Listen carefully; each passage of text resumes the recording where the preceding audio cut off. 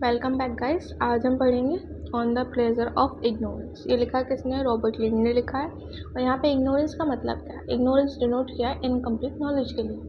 Okay, तो यहाँ पे बहुत सारे आदमी और औरत हज़ारों की संख्या में इनकम्प्लीट नॉलेज के साथ जी रहे हैं, मतलब इग्नोरेंस के साथ अपनी जीवन व्यतीत कर रहे हैं।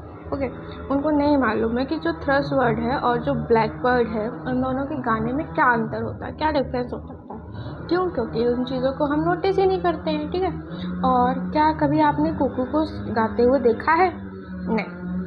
क्यों? क्योंकि अपन उस चीज़ को नोटिस नहीं करते हैं। ठीक है। और अपन ने कुकू को हमेशा सुना होगा, अगर गा रही है वो तो अपन उसको सुना होगा। कोयल अगर गा रही है गाना तो अपन केवल उसको सुनते हैं, अपन ने ऐसा नोटिस नहीं किया उन चीज़ों को। ठीक है।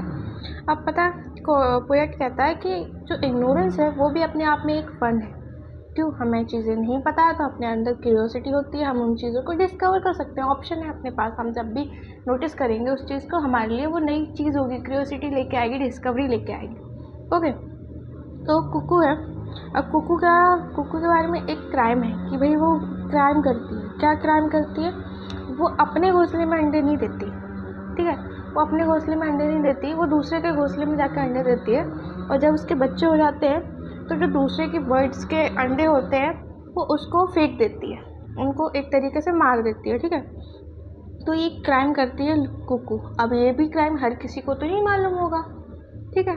अब नेक्स्ट चीज़ क्या है कि जो नेचुरलिस्ट है उनको तो ये सब चीज़ें मालूम होती, तो उनको भी एक अलग ही मज़े हैं कि भाई उन्हें तो पता है कि हाँ हमें तो पता है इसमें क्या नई चीज़ है, पर उस चीज़ को देखने में, उस चीज़ को फील करने में तो अलग ही सेंस रहता है ना। अगर हमें मालूम है उसके बाद भी हम उस क्यूरियोसिटी में रहेंगे, हमें उसको देखना, वो अलग ही सेंस देगा हमें। ठीक है। We know very less about this world. हम जब भी कोई चीज़ को देखें ना तो हमें समझ आना चाहिए कि हम जितना भी जानते हैं वो सब बहुत कम है, बहुत कम है इस दुनिया को जानने के लिए। ओके।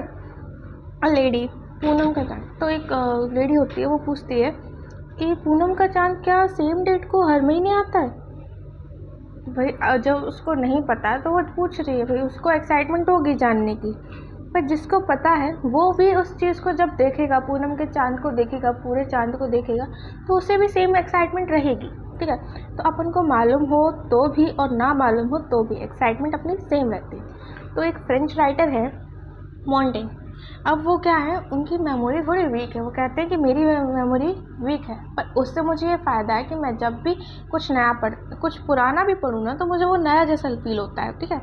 अब एक चीज़ उन्होंने कही कि मेमोरी वीक होने का फ़ायदा क्या है कि जो लोग हैं जिसकी मेमोरी वीक है वो प्लूटार्च और अरेबियन नाइट्स, ये दोनों एक बुक्स हैं, इनको पढ़ के ही अपनी लाइफ पूरी व्यतीत कर सकता है और उसको बहुत अच्छी लगेगी।